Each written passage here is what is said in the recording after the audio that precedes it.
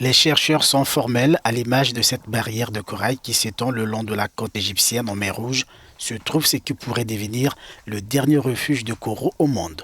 Alors que le réchauffement climatique et la pollution ont déjà emporté 14% des coraux de la planète entre 2009 et 2018, l'immense récif de la mer Rouge, 5% des coraux du globe, est très tolérant au réchauffement des eaux. Les récifs coralliens de la mer Rouge sont un écosystème incroyablement diversifié. Des recherches récentes ont montré qu'il existe 350 espèces de coraux durs et 70 espèces de coraux mous. Elles sont endémiques et on ne les trouve nulle part ailleurs au monde. Même avec un réchauffement limité à 1,5% en 2100, 99% des coraux seraient incapables de survivre à des canicules marines de plus en plus fréquentes. Ici, on peut voir que les coraux sont vraiment en bonne santé par rapport à ceux des endroits que j'ai visités.